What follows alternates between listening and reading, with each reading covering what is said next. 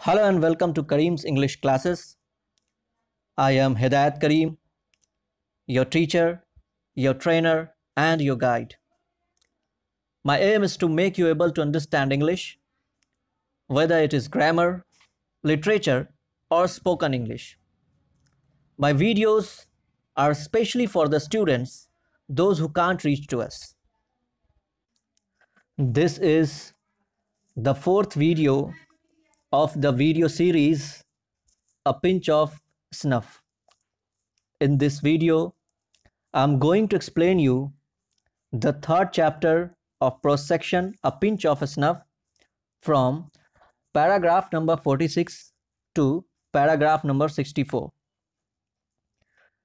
इस सीरीज़ की 3 और वीडियोस हमारे YouTube चैनल पे पहले से अपलोड कर दी गई हैं। अगर आपने उन वीडियोस को मिस कर दिया है तो इस वीडियो को देखने से पहले उन वीडियोस को ज़रूर देखें। उन वीडियोस का लिंक इस वीडियो के डिस्क्रिप्शन बॉक्स में दे दिया गया है। तो स्टार्ट करते हैं एक्सप्लेनेशन। लास्ट वीडियोस यानी कि पैराग्राफ नंबर 45 तक हमने ये देखा कि नैरेटर यानी कि मनोहर मालगांवकर के मामा दिल्ली कुछ मिनिस्टर्स से मिलने के लिए आते हैं। मनोहर मालगांवकर की माँ उनसे इंसिस्ट करती है कि वो नानू काका को मिनिस्टर्स से मिलने में उनकी हेल्प करें। मनोहर मालगांवकर नानू काका को लेकर नॉर्थ ब्लॉक जाते हैं मिनिस्टर्स से मिलने के लिए, लेकिन वहाँ पर बात नहीं बनती है। फिर नानू काका ये डिसाइड करते हैं कि वो सोहन लाल रतिराम से मिलने जाएंगे। जब वो सोहन लाल रतिराम के पास पहुँचते हैं और वहाँ पे अपनी चिकनी चुपड़ी बातों से उनके सेक्रेटरी को इम्प्रेस करने की कोशिश करते हैं तो नानू काका की ये कोशिश भी नाकाम हो जाती है। और फिर सेक्रेटरी ये कहता है कि ठीक है, मैं देखता हूँ, अगर लाला जी फ्री हुए तो मैं आप लोगों को उनसे मिलवा दूंगा, लेकिन लाला जी शायद ही कभी किसी विजिटर्स से बिना अपॉइंटमेंट के मिलते हैं। लेकिन तभी नानू काका सोचते हैं कि किस तरह से सेक्रेटरी को इम्प्रेस किया जाए या फिर किस तरह सोहन लाल रतिराम जो कि अपने रूम में बैठे हुए हैं उन तक अपनी आवाज़ पहुंचाई जाए। इस बात को सोचते हुए नानू काका बहुत ही तेज़ आवाज़ में नैरेटर से बात करने लगते हैं और ये कोशिश करते हैं कि अपनी बातों से किसी तरह सेक्रेटरी को या फिर सोहन लाल रतिराम को इम्प्रेस कर दें। अब देखते हैं paragraph number 46। That was the moment Lala Sohan Lal Ratiram came waddling out of the inner room with the secretary at his heels. उसी वक्त लाला सोहन लाल रतिराम अपने कमरे से डगमगाते हुए सेक्रेटरी के साथ बाहर आते हैं और उनका सेक्रेटरी बिल्कुल उनके पीछे पीछे चल रहा होता है। वैडलिंग मीन्स डगमगाते हुए एंड एट हील्स मीन्स बिल्कुल पीछे पीछे।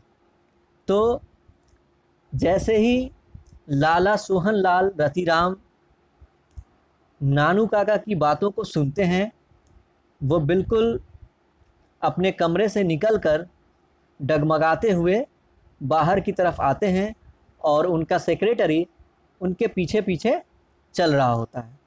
And from then on everything was smothered in the saccharine courtesy of the season political campaigner. और तब से सारी चीज़ें बिल्कुल रम जाती है, बिल्कुल खो जाती है। किसमें? In the saccharine courtesy of the season political campaigner, मीठी मीठी बातों में। किनकी मीठी मीठी बातों में? Of the season political campaigner. ये जो 2 अनुभवी पॉलिटिकल कैंपेनर मीन्स राजनीतिक कैंपेन करने वाले या फिर राजनीतिक अभियान चलाने वाले, यानी कि लाला सोहन लाल रतिराम और नानू काका, जब ये दोनों एक दूसरे से मिलते हैं तो इनके बीच में जो विनम्रता की बातें होती है, जो मीठी मीठी बातें होती है, उनमें वहाँ का सारा माहौल खो जाता है, रम जाता है। सैक्रिन मीन्स मीठी मीठी मीठी बातें या मिठास। कर्टसी मीन्स विनम्रता। सीजन्ड मीन्स अनुभवी। तो जब ये दोनों आपस में बात करते हैं तो वहाँ का सारा माहौल इनकी बातों में, इनकी मीठी मीठी विनम्रता पूर्वक जो ये बात करते हैं उसमें वो सारा माहौल ढल जाता है, उसमें खो जाता है। As soon as the introductions were over, जैसे ही इंट्रोडक्शन ख़त्म हुआ, the secretary was sent bustling off to order coffee and sweetmeats and पान। जैसे ही इंट्रोडक्शन ख़त्म हुआ, सेक्रेटरी को भेज दिया गया, तुरंत भेज दिया गया। किस लिए भेजा गया? To order coffee and sweet meats and paan. Coffee, मिठाई और पान ऑर्डर करने के लिए। स्वीट मीट्स मीन्स मिठाई। बसलिंग मीन्स तुरंत या फिर हड़बड़ाते हुए या फिर जल्दबाजी में। ठीक है, तो जैसे ही उनके बीच में इंट्रोडक्शन ख़त्म हुआ, दोनों का एक दूसरे से परिचय हो गया, उसके बाद तुरंत ही सेक्रेटरी को भेजा गया कि जाओ कॉफ़ी, पान और मिठाइयाँ ऑर्डर करके आओ। Paragraph number 47। They spared guardedly about zamindars and votes and the weather for few minutes before coming to the brass talks। उन्होंने बात किया। स्पार्ड मीन्स बात करना एंड गार्डेडली मीन्स सावधानी से। उन्होंने बिल्कुल सावधानी से बात किया। किन चीज़ों के बारे में? ज़मींदार्स के बारे में, वोट्स के बारे में और वेदर्स के बारे में। कब तक बात किया? For a few minutes before coming to brass talks, यानी कि ब्रास टॉक्स असल मुद्दे पर आने से पहले। ब्रास टॉक्स मीन्स असल मुद्दा। तो असल मुद्दे पर आने से पहले उन दोनों ने कुछ मिनट तक इधर उधर की बातें की। I hear you know Hazrat Barkat Ali well, Sohan Lal said with an ingratiating grin. मैं जानता हूँ या मैंने सुना है कि तुम हजरत बरकत अली को बहुत अच्छी तरह से जानते हो। सोहन लाल ने कहा विद एन इंग्रेशिएटिंग ग्रीन, यानी कि बिल्कुल प्रसन्नतापूर्वक मुस्कुराते हुए उन्होंने नानू काका से कहा कि मैंने सुना है कि आप हजरत बरकत अली को बहुत अच्छी तरह से जानते हैं। Paragraph number 48। Oh old HB, how did you know I know HB? ओह वो हजरत बरकत अली, आपको कैसे पता चला या आपको कैसे मालूम है कि मैं उसे जानता हूँ? इससे पहले के भी पैराग्राफ्स के अंदर HB के बारे में बात हुई है। HB मीन्स हजरत बरकत अली, जो कि इस शॉर्ट स्टोरी के अंदर एक एम्बेसडर हैं। तो उन्हीं के बारे में कह रहे हैं कि आपको कैसे मालूम कि मैं उन्हें जानता हूँ? Actually we were at school together, असल में हम लोग स्कूल में साथ में ही थे। Always regarded me as a sort of elder brother, हमेशा मेरी कद्र की है, हमेशा उसने मेरी इज्जत की है एक बड़े भाई की तरह। अब नानू काका ये कोशिश कर रहे हैं कि अपनी बातों से किसी तरह से सोहन लाल रतिराम को इम्प्रेस किया जाए। So in order to impress Sohan Lal Ratiram, Nanu Kaka बड़ी बड़ी बातें कर रहे हैं।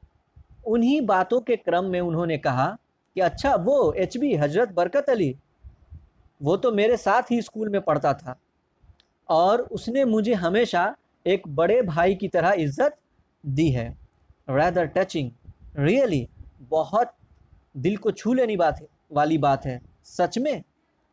Even today he seldom takes a big decision without consulting me, यहाँ तक कि आज भी जब कभी भी उसे कोई बड़ा फैसला करना होता है, कोई बड़ा डिसीज़न लेना होता है, तो ऐसा शायद ही कभी होता हो कि मुझसे बिना पूछे हुए, मुझसे बिना कंसल्ट किए हुए वो कोई बड़ा डिसीज़न ले ले।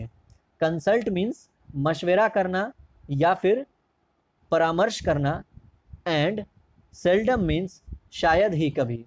तो नानू काका कह रहे हैं कि वो मुझे एक बड़े भाई की तरह इज्जत देता है और ऐसा शायद ही कभी हुआ हो कि उसे कोई बड़ा काम करना हो, कोई बड़ा डिसीज़न लेना हो और वो मुझे पूछे बिना वो डिसीज़न ले ले। When the PM offered him the embassy, who do you think had to make up HB's mind for him? जब पीएम ने उन्हें एम्बेसी के लिए ऑफ़र किया था, एम्बेसी मीन्स होता है दूतावास, जहाँ पे अलग अलग देश के राजदूत रहते हैं। ऑलमोस्ट सभी कंट्रीज़ में दूसरे कंट्रीज़ के दूतावास होते हैं, दूसरे कंट्रीज़ की एम्बेसीज़ होती है और वहाँ पे जो ऑफिसर होते हैं उनको एम्बेसडर कहा जाता है। तो हज़रत बरकत अली भी इस कहानी के अंदर एक एम्बेसडर हैं। नानू काका कह रहे हैं कि आपको मालूम है कि जब हज़रत बरकत अली को एम्बेसी के लिए ऑफ़र आया था, किसने उनको इस बात के लिए राज़ी किया था? पैराग्राफ नंबर 49, यू, आपने। Paragraph number 50, that's right, me, good old HB, जी बिल्कुल सही, मैंने ही, बहुत अच्छा हज़रत बरकत अली।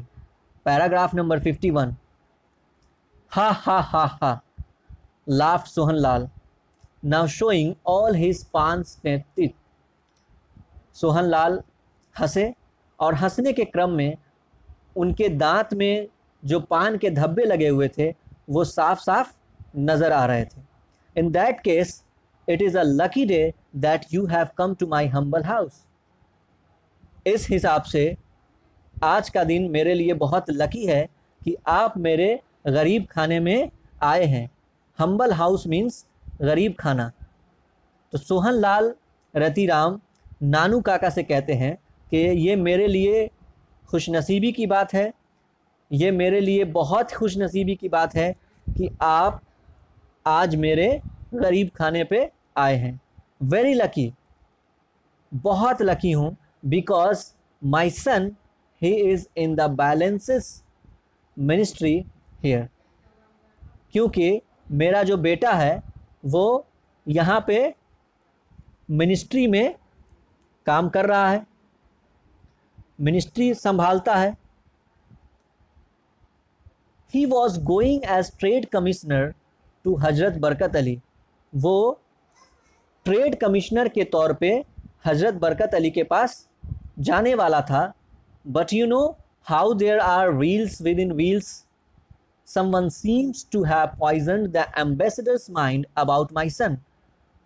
मेरा जो बेटा है वो ट्रेड कमिश्नर के तौर पे हज़रत बरकत अली के पास जाने वाला था, लेकिन आप जानते ही हैं कि किस तरह इंसान इंसान के पीछे पड़ा हुआ है। व्हील्स विद इन व्हील्स का मीनिंग होता है किसी के पीछे पड़ना। जैसे कि आप देखते होंगे हमारी सोसाइटी में भी लोग, जब कोई एक इंसान कुछ अच्छा काम करने जाता है या फिर उसकी लाइफ में कुछ अच्छा होने वाला होता है तो दूसरे लोग उसके पीछे लग जाते हैं। तो एक इंसान का दूसरे इंसान के पीछे लग जाना, इसी को इंग्लिश में कहते हैं wheels within wheels. Someone seems to have poisoned the ambassador's mind about my son। मुझे ऐसा लगता है कि ज़रूर किसी ने मेरे बेटे के ख़िलाफ़ एम्बेसडर की कान भर दी है या फिर एम्बेसडर के दिमाग में कुछ बातें डाल दी है।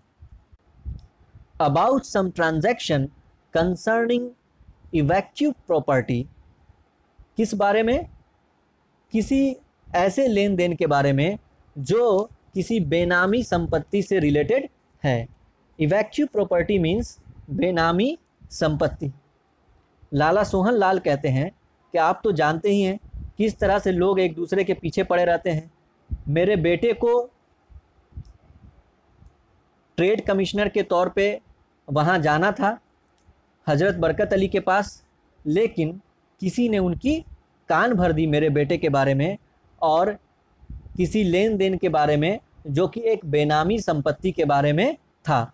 Actually it was a perfectly legitimate, जबकि वो बिल्कुल ही वैध था, बिल्कुल ही कानूनी था। लेजिटिमेट मीन्स कानूनी या वैध। Paragraph number 52। Nanu Kaka waved away any further explanation. Nanu Kaka ने सोहन लाल रतिराम को अपनी बात को आगे बढ़ाने से रोका। वेव्ड अवे मीन्स रोक देना, यानी कि इससे पहले कि सोहन लाल रतिराम आगे कुछ और बोलते, नानू काका ने उन्हें रोक दिया। That should be quite simple, ये बहुत ही आसान है। ही अनाउंस्ड, उन्होंने कहा। I will write and tell HB to do it, मैं HB को लिखूंगा, यानी कि नानू काका कहते हैं कि मैं हजरत बरकत अली को लिखूंगा और उनसे कहूंगा कि ये काम कर दे।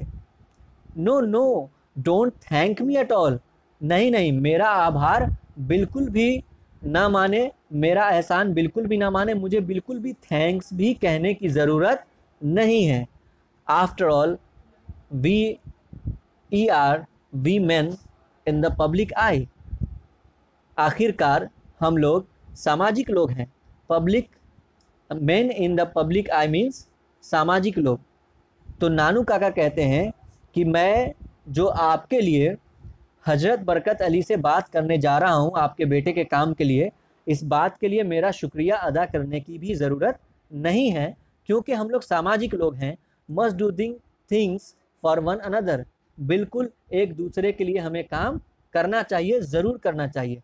हा, one good turn deserves another, कि जब हम किसी के लिए अच्छा करते हैं तो हमारे लिए भी अच्छा होता है। मीन्स कर भला तो हो भला। Paragraph number 53।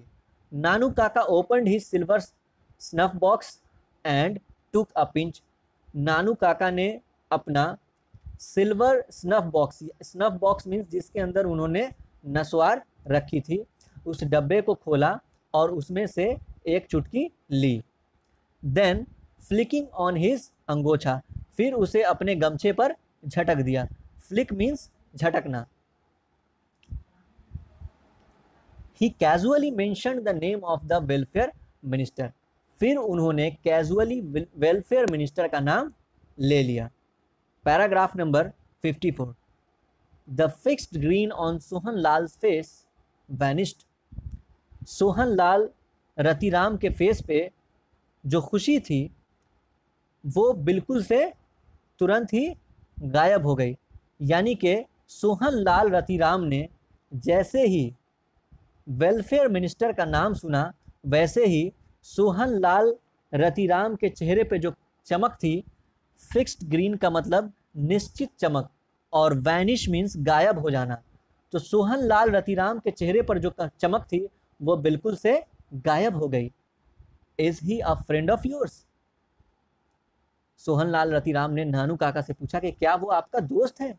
नानू काका एडमिटेड, नो नॉट एग्जैक्टली, नानू काका ने कहा कि नहीं, ऐसा नहीं है। Paragraph number 55। I am so glad, मैं बहुत खुश हूँ। सोहन लाल सेड, सोहन लाल ने कहा। रिलीव्ड यानी कि चैन की सांस लेते हुए। रिलीव्ड मीन्स चैन की सांस लेना, या फिर आप इसे ऐसे भी समझ सकते हैं कि रिलैक्स होना। तो सोहन लाल रिलैक्स होते हुए उन्होंने कहा कि आई एम सो ग्लैड, मैं बहुत खुश हूँ। सो ग्लैड, बहुत खुश हूँ। दैट मैन सच इनग्रैटिट्यूड, वो जो आदमी है वो बहुत ही इनग्रैटिट्यूड है, यानी कि सेल्फिश है, स्वार्थी इंसान है। I gave him a ticket, मैंने उसे टिकट दिया। Helped him in every way, हर तरह से उसकी मदद की। And what do I get in return, और मुझे रिटर्न में क्या मिला। सोहन लाल रतिराम कहते हैं कि वो जो इंसान है वेलफेयर मिनिस्टर, वो बहुत ही इनग्रैटिट्यूड है, बहुत सेल्फिश है, एहसान फरामोश है। मैंने उसे टिकट दिया। टिकट देने का मीन्स यहाँ पे कोई रेलवे का टिकट नहीं है। इलेक्शन लड़ने के लिए उनको टिकट दिया गया था। वेलफेयर मिनिस्टर को सोहन लाल ने इलेक्शन लड़ने के लिए टिकट दी थी और हर तरह से उनकी मदद की थी, ऐसा सोहन लाल रतिराम कह रहे हैं। लेकिन मुझे क्या मिला? Paragraph number 56, it turned out that the minister and Lala Sohan Lal once the best of friends. इतना सुनने के बाद ये बात साबित हो गई कि लाला सोहन लाल और वेलफेयर मिनिस्टर एक वक्त में अच्छे दोस्त थे। इट टर्न्ड आउट मीन्स ये बात साफ हो गई या फिर ये बात क्लियर हो गई। Were now at daggers drown, लेकिन अब वो एक दूसरे के जानी दुश्मन हैं। डैगर्स ड्राउन मीन्स जानी दुश्मन, यानी कि सोहन लाल रतिराम के बाद से ये बात समझ में आती है कि एक वक्त ऐसा था जब सोहन लाल रतिराम और वेलफेयर मिनिस्टर ये दोनों एक दूसरे के बहुत अच्छे दोस्त थे, लेकिन अब ये दोनों एक दूसरे के जानी दुश्मन हैं। Since last year when the minister had refused to consider a proposal for his daughter to marry लालाजी's son, पिछले साल से जब से मिनिस्टर ने रिफ्यूज़ किया है उनका प्रोपोज़ल मानने से। प्रोपोज़ल मीन्स प्रस्ताव। कौन सा प्रस्ताव? For his daughter to marry Lalaji's son, यानी कि सोहन लाल रतिराम ये चाहते थे कि उनके बेटे की शादी वेलफेयर मिनिस्टर की बेटी से हो जाए, लेकिन वेलफेयर मिनिस्टर ने इस बात से मना कर दिया और तभी से वेलफेयर मिनिस्टर और लाला सोहन लाल रतिराम के बीच में दुश्मनी हो गई। Paragraph number 57, he wants a prince, वो एक राजकुमार चाहता है। सोहन लाल स्नोट, सोहन लाल ने नाक सिकुड़ते हुए कहा। स्नॉटेड मीन्स नाक सिकुड़ना, यानी कि जब हम किसी का मजाक उड़ाते हैं तो किस तरह से नाक चढ़ाकर बोलते हैं कि हाँ बहुत बड़ी बड़ी बात करता है, ऐसा सोचता है, वैसा करना चाहता है। तो वही सेम एक्टिविटी है सोहन लाल रतिराम की। सोहन लाल रतिराम कह रहे हैं कि वो चाहता है, राजकुमार चाहता है, राजकुमार से अपने बेटी की शादी करना चाहता है। नाक सिकुड़ते हुए सोहन लाल रतिराम ने कहा, what is a prince this days, कि एक राजकुमार की इन दिनों औकात ही क्या है। फॉर छी confidential I can tell you that the minister has burned his boats. बहुत ही कॉन्फिडेंशियल बात है, बहुत ही राज की बात है। कॉन्फिडेंशियल मीन्स राज की बात। आई कैन टेल यू, मैं आपको कह सकता हूँ, that the minister has burned his boats, minister ने अपने बोट में, अपने नावों में आग लगा ली है।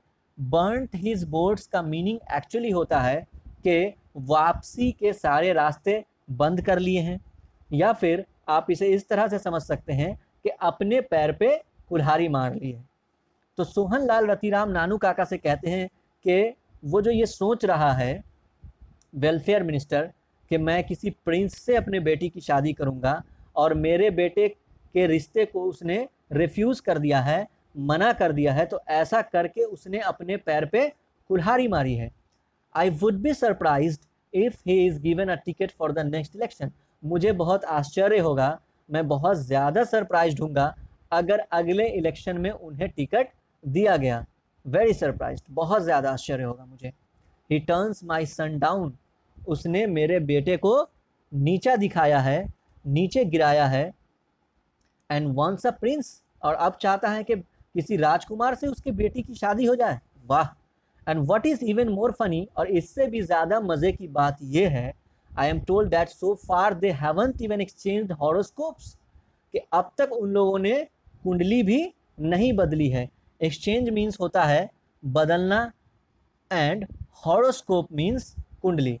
के ये जो प्रिंस हैं और ये जो वेलफेयर मिनिस्टर हैं, वेलफेयर मिनिस्टर की बेटी और प्रिंस के बीच में जो शादी होने वाली है, तो उन दोनों की कुंडली भी अभी तक नहीं बदली गई है। Even the astrologers on the both sides haven't come together to decide whether it would be an auspicious match. यहाँ तक कि दोनों साइड के एस्ट्रोलॉजर्स, एस्ट्रोलॉजर मीन्स ज्योतिष, दोनों साइड के ज्योतिष भी साथ में नहीं आए हैं और अभी तक इस बात का भी फैसला नहीं हुआ है कि ये जो जोड़ी है वो शुभ है कि नहीं।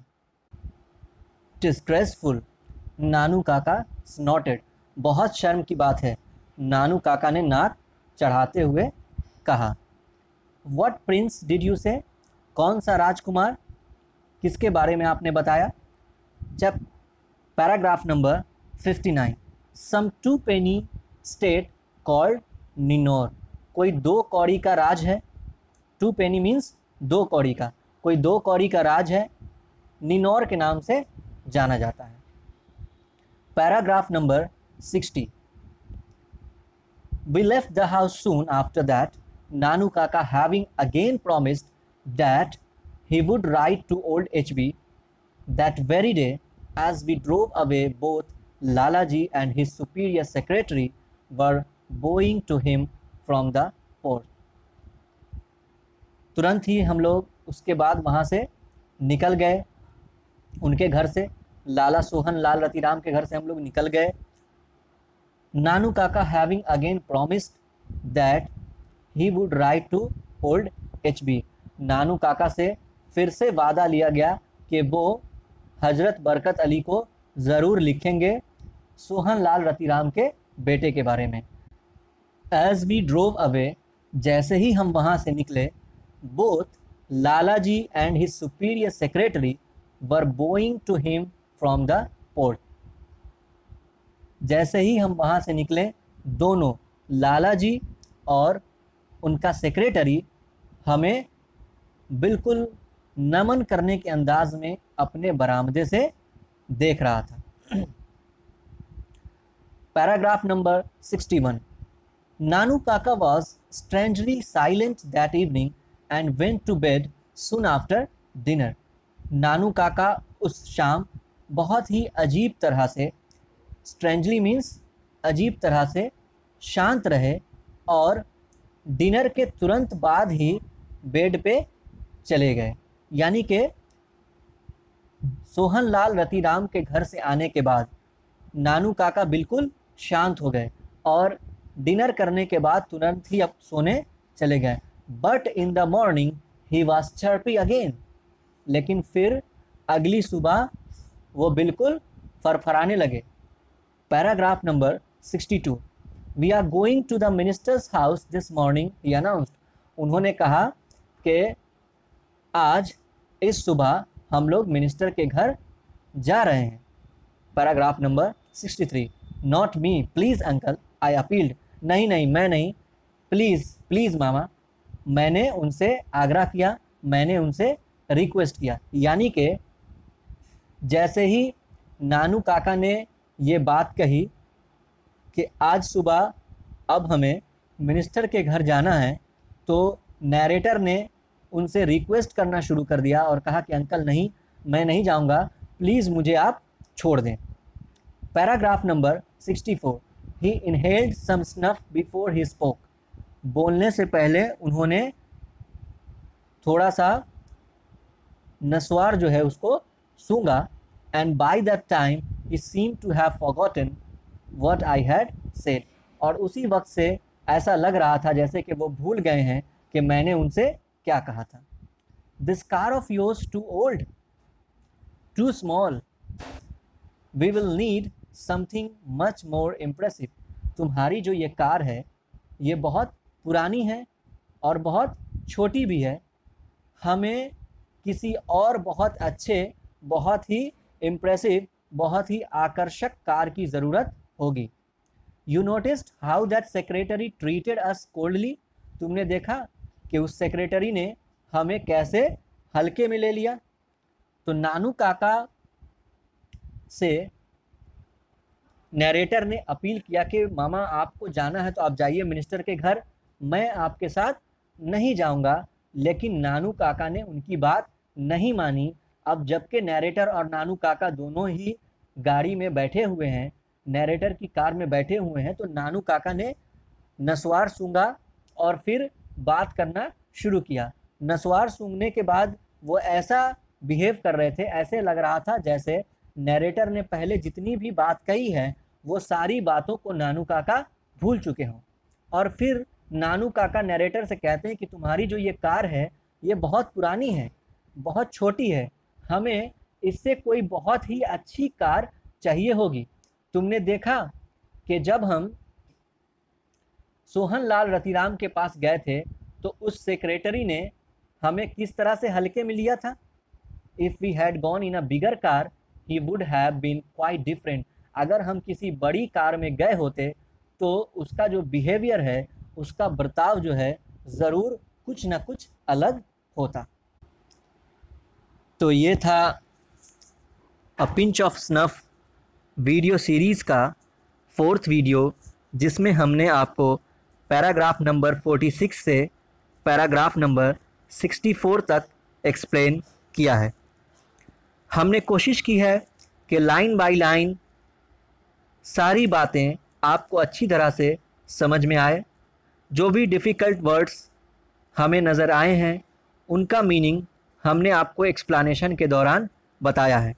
फिर भी अगर आपको इस एक्सप्लेनेशन में कोई बात नहीं समझ में आती हो, किसी वर्ड का मीनिंग नहीं समझ में आता हो, या फिर कोई सेंटेंस नहीं समझ आ रहा हो, तो आप कमेंट बॉक्स में अपना क्वेश्चन लिख सकते हैं। मैं आपको ये भरोसा दिलाता हूँ कि मैं पूरी कोशिश करूँगा कि कमेंट बॉक्स में आपके क्वेश्चंस का आंसर दे सकूँ।